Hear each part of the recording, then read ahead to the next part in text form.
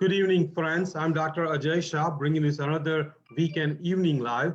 Today, I have actually a guest from an international location. And this is our first international guest. So I'm very excited, very appropriate guest for what America is going through with obesity and significant weight gain. So we'll talk about it. Let me give you a quick page update. We are, as you know, we are more than 100,000 followers. We have some great guests pretty much 4 to 5 times a week. My wife has been showing a lot of whole food, plant-based, no oil cooking on our Facebook Live. They're all on YouTube. We're also on Instagram. So we definitely are growing together. You know, we are working together as a team, supporting each other, motivating each other, educating each other, and definitely trying our best to stay healthy. So with that page update, let me welcome Kerryn Sawyer. She, like I said, she's from Australia. She's a women's coach. She's actually a weight loss expert also, and she's a whole food plant-based movement and proponent. So let's welcome Kerryn. Welcome, Kerryn.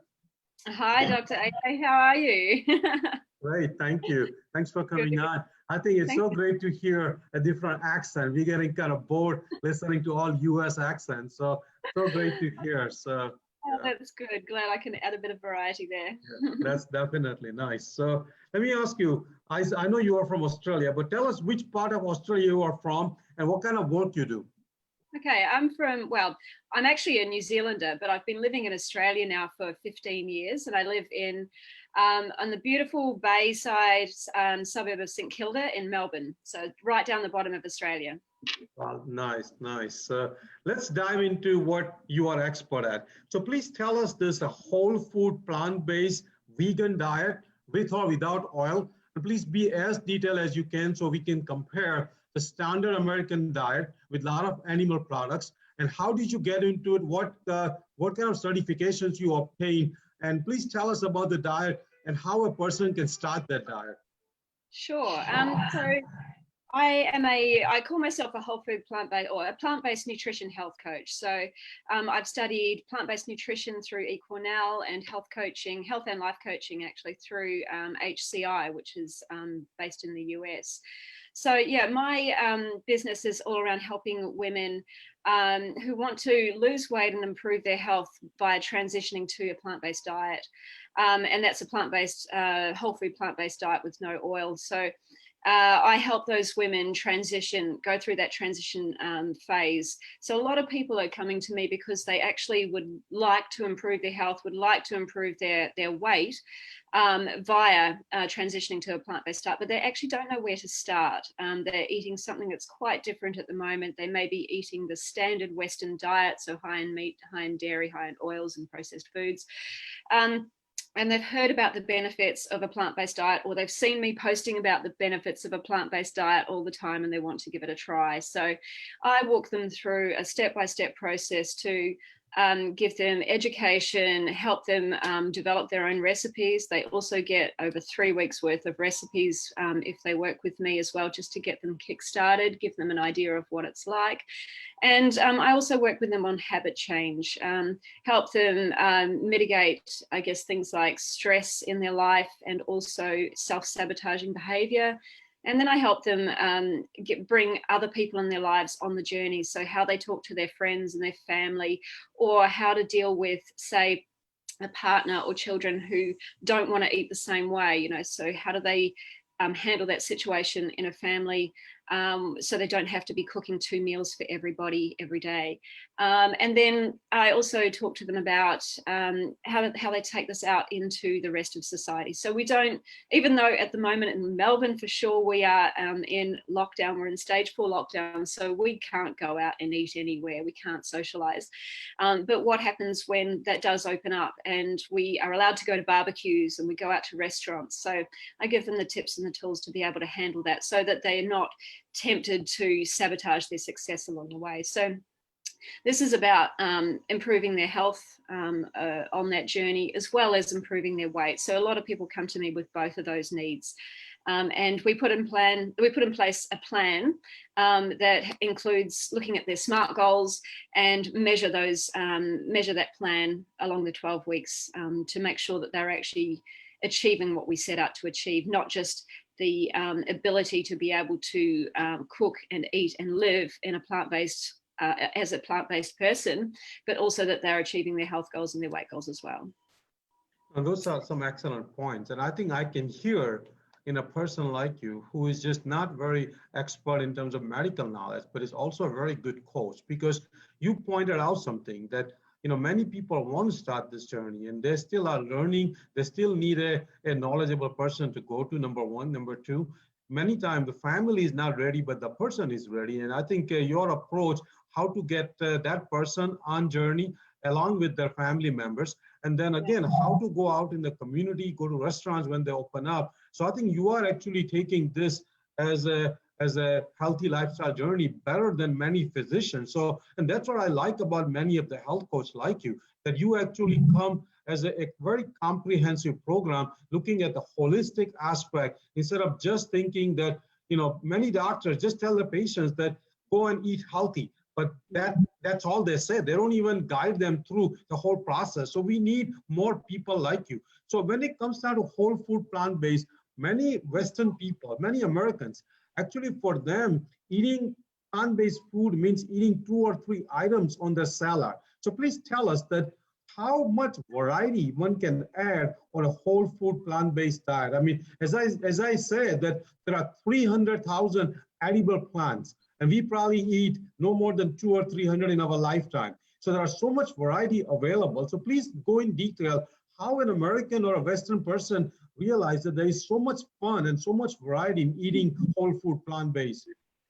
I love the way you said that. So yes, I think it was Dr. Will Bulsiewicz who I first heard it from, that there are 300,000 edible plants on this planet. And I say that to people as well as they talk to their transition journey, and they're worried about the foods that they're leaving behind and that they won't have much left. And as soon as I say to them, there are 300,000 edible plants on this planet, you have an abundance. And I turn their thinking from, restricted diet into abundant thinking. And I think the reason a lot of people don't start is they don't know how to change a meal. So that's why in my coaching, I actually give them a whole heap of very tasty plant-based meals to get them started. And along the journey in the coaching, I actually help them take some of their favorite meals that they already cook at home, that the family already loves, and give them tips and tricks, or help them adjust those meals so that they can be more plant-based, how they can get more veggies into a meal that the kids will eat without I guess balking at it and refusing to eat it. And ways people can do that, if you've got something like a curry or a stew, it's very, very easy just to put a lot more vegetables in there. Pull out some of the meat product. You don't even have to transition completely. If you still want a little bit of meat in there just to keep yourself feeling safe at the moment, pull out the volume of the meat product and put in more vegetables to replace that, and see what happens to the family. Do the kids notice? Does the part notice? And transition people slowly that way, because the less animal products that you can be putting in your meal, and the more plants you're putting in, the better off your overall health is going to be anyway, even if you're not pulling it out completely. So what I do is just give people tips that they can do, tips and tools that they can be doing, instead of focused on what they can't be doing.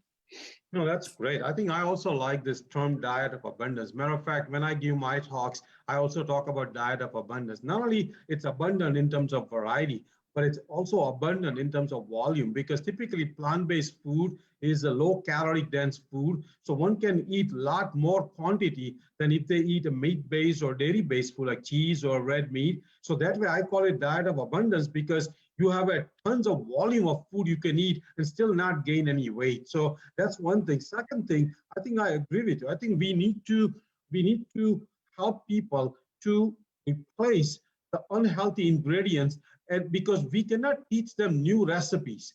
We cannot make them a new cook. They already know what certain 15 or 20 dishes they make every week.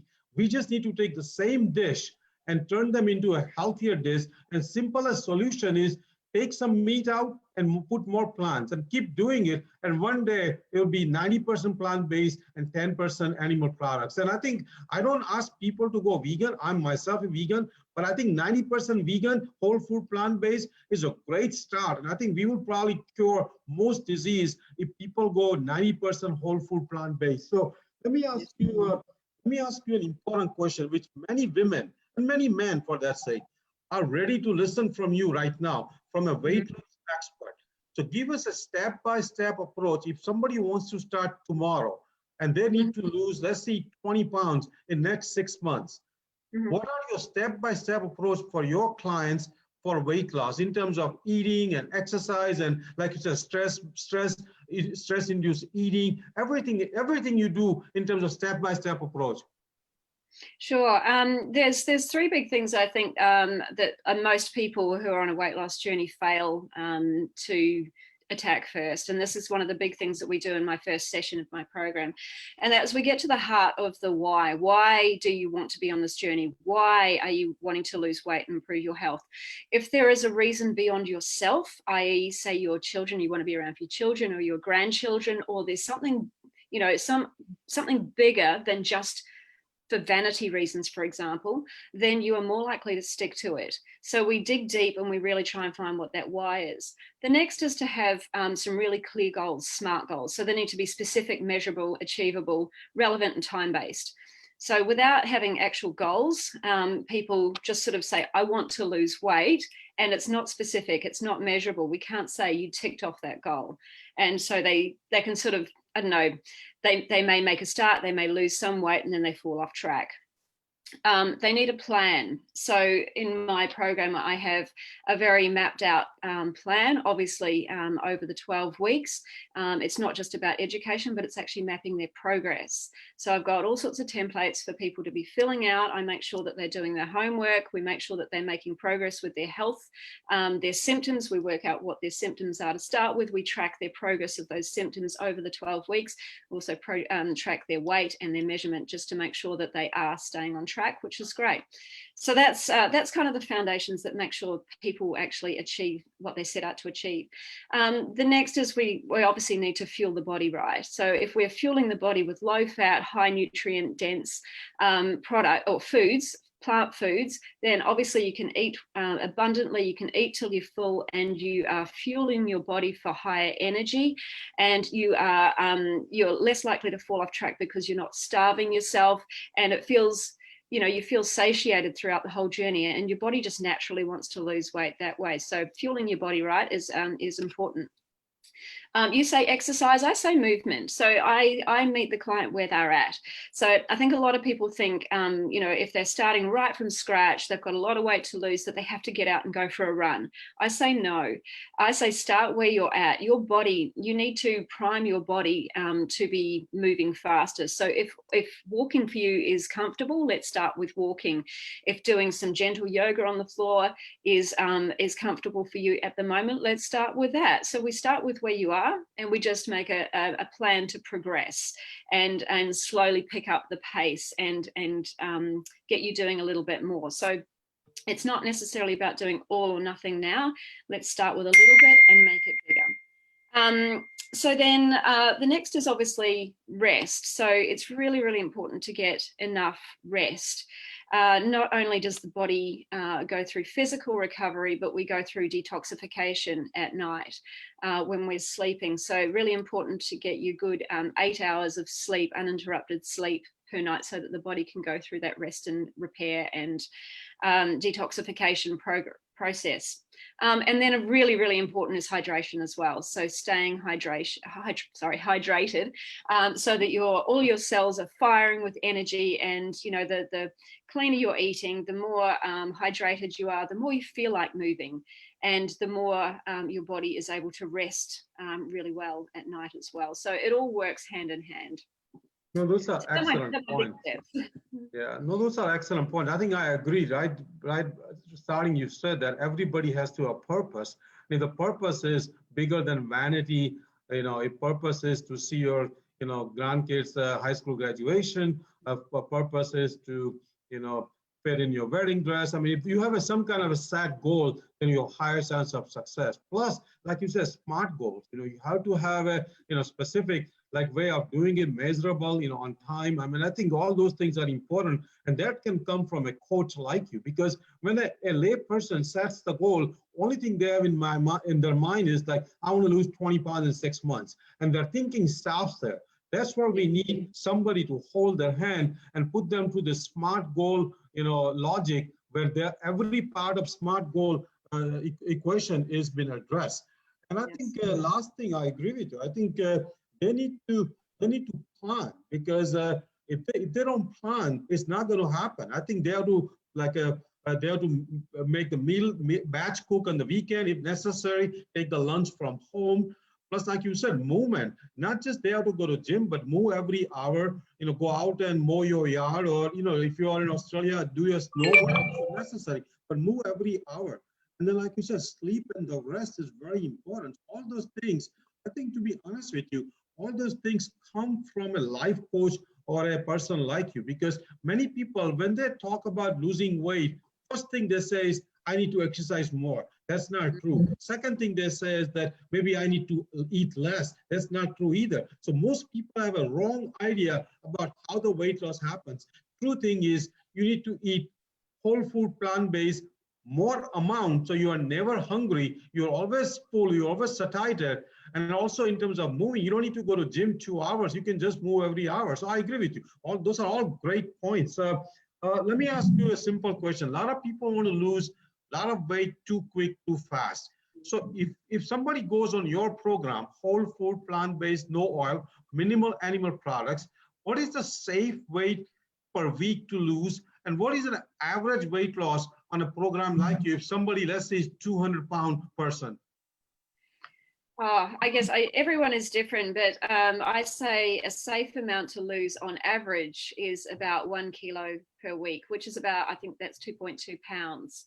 So in the early days, and if you've got a lot of weight to lose, you might lose a lot more than that, but it will taper off. And as you've got less and less weight to lose, it may be less than that.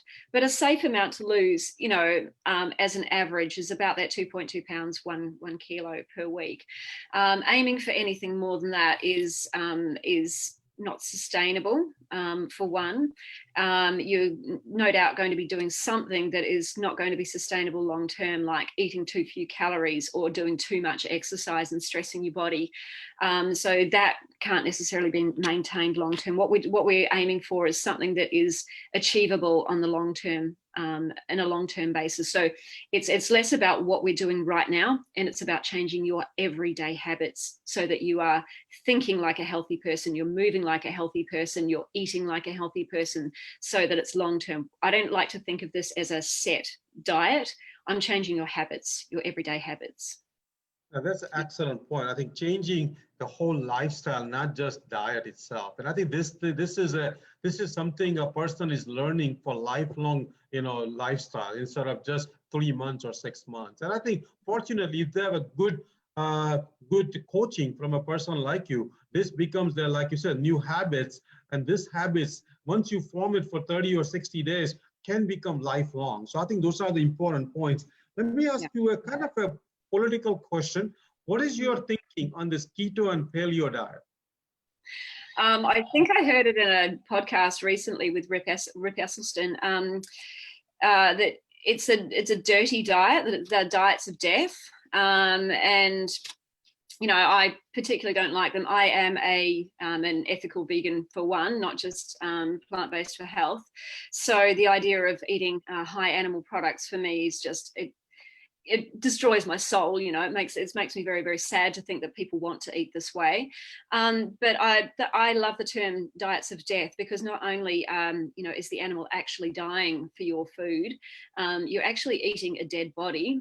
And what it creates is diseases of death. So they're very, very dangerous. And there are reasons why people see results when they go on these diets, yes, and because they are no doubt taking things out of their diet that were also causing weight gain and disease, but they haven't taken them out completely. It's like, you know, you've taken out 50% of the rubbish, but you haven't taken out 100% of the rubbish. And there's no fiber, like there's just not enough fiber on these diets. And we know that fiber, it's like the newfound miracle, I guess, in health these days. And so I just don't understand why anybody would want to live without fiber in their diet. That was probably one of the first words I learned from my mother, Yes. who was a Whole Foods hippie in the 70s. I remember fiber being the word that she taught us about all the time. I think Yeah, your mom was ahead of time. To be honest with you, I she was. just gave a talk on fiber actually, and I think and we're going to talk about the book Fiber Fuel. I learned so much from that book, but I think fiber, in my opinion, is probably the most important nutrient, because whenever fiber comes, all good things come with it. Whenever fiber comes, all good things come with it, all micronutrients, all phytochemicals. And like you said, fiber is not in any animal products. You know, in America, in many Western world, people always ask me that how much protein do you get? The right question should be how much fiber do you get? You know, not the protein. We always get enough protein, but we just don't get enough fiber. So my next question to you is and again, that's a right question. We just talked about it. Whole food, plant-based, fiber abundant diet and role in microbiome. Yeah. We have different types of bacteria in our gut. Obviously, we have good bacteria and we have bad bacteria. What we want to be doing for optimum health is feeding the good bacteria. What do they eat? Fiber, and only fiber. Where is fiber found? Plants. Only plants. What does our bad bacteria eat? Anything that's not fiber. Animal products, oils, processed foods, all the junk. So if you want to be feeding you good gut bacteria, eat lots of plants. Now, why is that important? Because our good gut bacteria produce short chain fatty acids. And what do? They'll repair anything in your body. From what I know, I call them the body's healing miracles. So when we're in abundant supply of short chain fatty acids, that's where healing actually starts in the body, as opposed to the endotoxins that our pathogenic bacteria produce, which actually do all the destructive work within our body and cause disease. So yeah, it's really, really, really important to be eating enough plants and enough fiber to feed all the good stuff that's going to happen in the body. Yeah, I think I agree with you. I think fiber, soluble fiber, particularly for our colonic bacteria, making of small chain fatty acid. I think the way you say small chain fatty acid probably is one of the most important molecule bacteria makes for us. We need all those good bacteria as friends. And we know there are like 100 trillion the microbes in our body, 39 trillion bacteria in colon. And we have only 30 trillion human cells. So we have more microbes in our body than our own human cells. And 99% of genetic material in our body is actually non-human. So I think feeding those good bacteria is very critical. And animal products don't feed anything except those bad bacteria. So I agree with you. So that brings a very hard question we just touched based on it, is that how much protein a person needs and what is the best source of protein in terms of health, longevity, cancer, vegan versus animal-based protein? Well, from all of the, I guess, plant-based experts that I have learned from, you know, T. Colin Campbell and Corbell Esselstyn and the likes, it sits around about that 10%, and that's probably on the high side. I think they're recommending around 8 to 10%. And look, I've done my own macros. I've looked at some of the meals that I make, and I struggle to even get my protein on a whole food plant-based diet down to that 10%. It usually sits somewhere around about the 15% for me. So if I can easily get my protein net requirements from whole plants, then anybody can. I'm not deficient in protein. I think it was Dr. Michael Clapper said no doctor around the world is treating people for a protein deficiency. However, they are treating people for a fiber deficiency. So what is the best source? Well, clearly plants are, because they come loaded with phytonutrients, they come loaded with fiber, whereas animal products come loaded with disease, death, they come loaded with antibiotics and hormones and bacteria that we don't want in our bodies. So, you know, quite clearly one is a clean source of protein and the other is quite a dirty source of protein. It's just really, I guess, unfortunate that the word protein has been is synonymous with animal products, and people don't actually understand that there is protein in every living cell, including in plants. So, and protein originates in plants. Where do they think the cows get the protein? Where do they think the sheep get the protein? The pigs, right? Apes, ox. Where do they get their protein from? You know, the strongest animals on the planet, they don't eat other animals. They eat plants. So I love thinking about the logics of this. It just makes so much sense. That's excellent. That's excellent point. I think I remember T. Colin Campbell's lecture, and when he did his early experiments, I believe it was in either Thailand or I think Thailand, or Malaysia. So when they were doing this, and there was an article from India also. So when they were given plant protein, the toxin, aflatoxin, was not actually causing any liver cancer, but the same person was given casein, the same mice was given casein, and there was a clear-cut liver cancer. So plant-based protein is more forgiving. You know, like you said, typically we need about 10% calories from protein. If you look at this Okinawan Blue Zone people, they have about 8 to 9% calories from protein. So I think max, I would go protein macro about 15%. I wouldn't go above 15%. And actually, if you eat plant-based protein, if you have a 15, 17%, it'll be more forgiving. But if you have animal-based protein, it's not forgiving. And we know more protein means early death, particularly if it's animal protein. So plant protein, safe if you get a little extra, but definitely animal protein, not safe at all if you get any extra than your body needs. So that brings my next question. Please give us one of your example, obviously without giving any names or anything, that how that person or client came to you, what were her situation, and what kind of program you put her through, and what were the results. So at least our viewers, our followers know that what kind of results are possible from a healthcare weight loss expert. Okay, so I'll talk to one of my clients. She first came to me when I ran a 3-week plant-based cleanse. She and her partner did this cleanse, and their initial goals were to increase their energy levels. She was feeling very tired and lethargic, a bit emotional, moody. She had issues with her reproductive system. She wasn't getting her monthly cycle she was getting it about every 6 to 9 months. But mainly she was just sort of feeling tired and lethargic and struggling to sort of get through every day. And throughout the 3-week cleanse, she ended up losing 3 kilos just to start with. She lifted a whole heap of brain fog. Her energy levels started to really increase.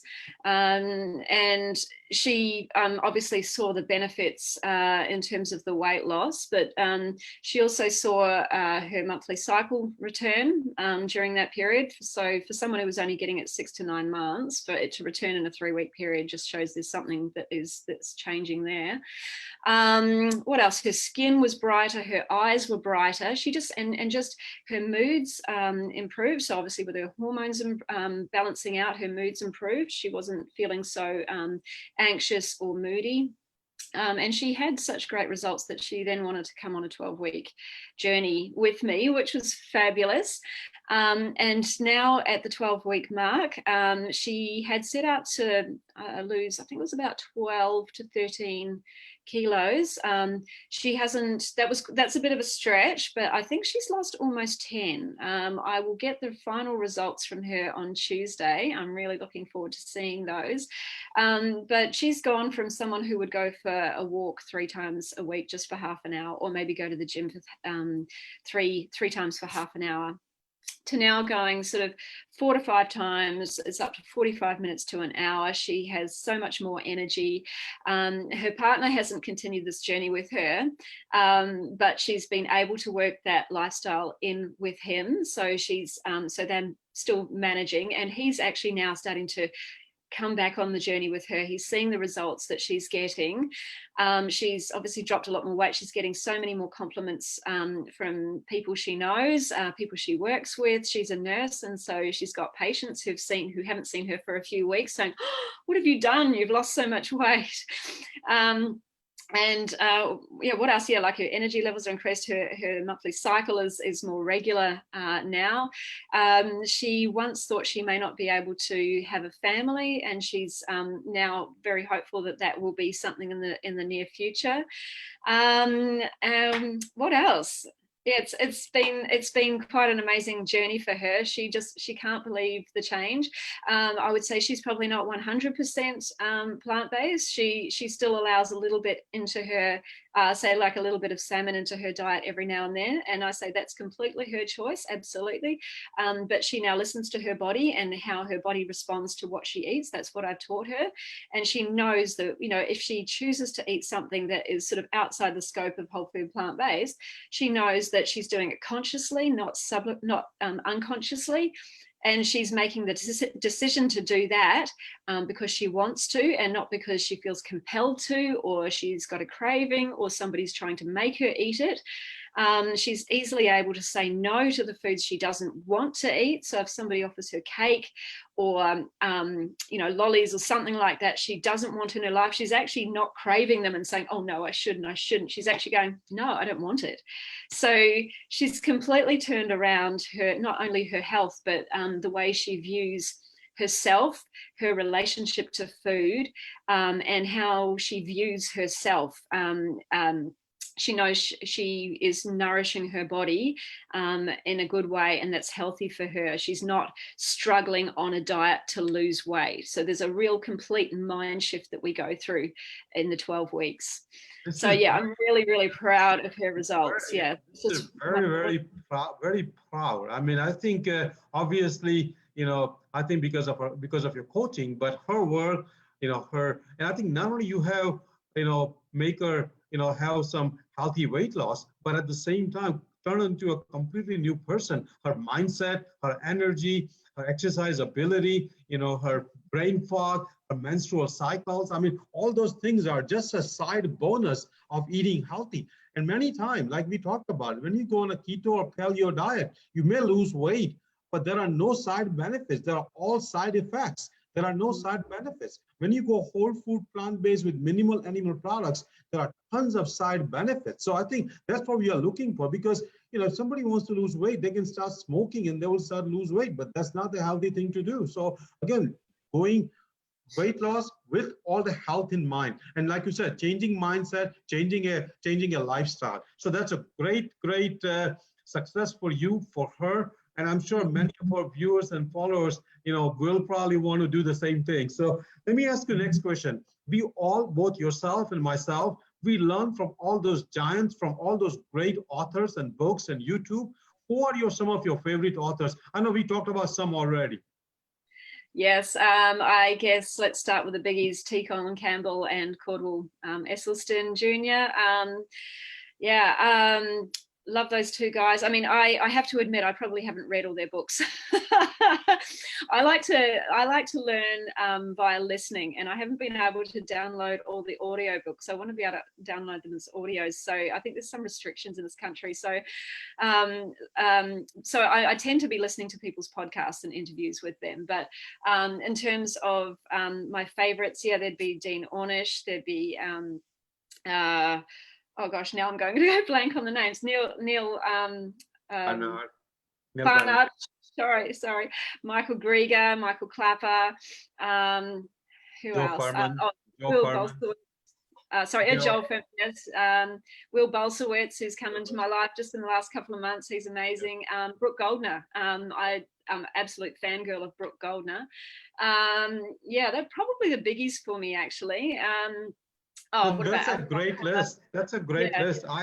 Yeah, I have a YouTube video on our channel, like what authors one should start following if they want to go whole food plant-based. So I've got 15 authors, and whatever you suggested, they're all on it. So I think we all follow the same people, and that's so much fun. No matter where you are in the world, you can follow the same giants. So Oh, it's a absolutely. great feeling. Yeah. And I want to get a 1-minute view on this Fiber Fuel book, which I have read it at least 2, 3 times. And I want everybody to buy that book. So what are your views on that book? Oh, look, it's one of my favorites. And I have to say that I'm a bit like you. Every person I speak to, I'm telling them to read the book. Like strangers on the internet, in these Facebook groups who are suffering from problems, I'll go in and I'll say, you have to read this book. Just read this book. And I have made a couple of friends who I've suggested this to, complete strangers on the internet. And now we feel like we're friends over Facebook. So it's great. I'm sort of helping them to change their lives. And actually, one I posted her results just the other day. She's lost 18.9 pounds, I think, something like that, in 10 weeks, just from her transition to a plant-based diet. So at my suggestion and talking over reading Fiber Fuel as well. So it's a fantastic book. It really, really outlines what's going on in your body, why the importance of plants, what's going on in your digestive system when you eat plants versus when you are eating everything else, and why that's so important, the impacts to your health, etc. So yeah, I think So name of the book is Fiber Fuel. Fiber Fuel. We'll put a link into our Facebook post. But again, Fiber Fuel. What getting the book? So let me ask you the most important question. We all absolutely love you and love what you do. How can our people in America, or for that sake, anywhere in the world, how can they connect with you? Are your programs available to other people outside Australia? And what is your website, and how can they just sign up with you? Okay, so yes, I coach online. At this point in time, it's one-on-one coaching. So I don't have an online program that someone can buy. That will come for me a little bit further down the track. At the moment, it's one-on-one personalized high service coaching. I can work with anyone around the world, and people can find me on socials. Basically, I haven't bothered with a website yet. I'm just basically using my social media as my platform to get my message out. So they can find me on my personal page. They can send me a friend request if they would like to, and send me a personal message. They can find me on my business page, which is the Plant Power Coach. They can come and join my Facebook group if they want to, which is called Plant Power Health. I'm also on Instagram as the Plant Power Coach as well. So yeah, hit me up in any of those channels. Happy to have a chat. Yeah. No, I think I'm so impressed by you, what you do, and I think we need more people like you in this world who want to, help people, set people's missions and goals, take them on the journey, make them live long, help them see their great grandkids. And I think the way we understand now, America, last 3 years, people are living less. Actually, we need to change that trend and keep going back to living longer and longer. And I think with the people like you, we definitely can achieve that goal. So Kerryn, I thank you very much. This was a great talk. I know we are doing now half an hour instead of 1 hour, but in half an hour, we've packed a lot of things. So have a great, great morning over there in Australia, and see you again soon. Thank you, Dr. AJ Shah. Sorry, Dr. Shah. It was wonderful being here. Thank you so much for the opportunity. Yeah, thank you. Thank you. Thank you.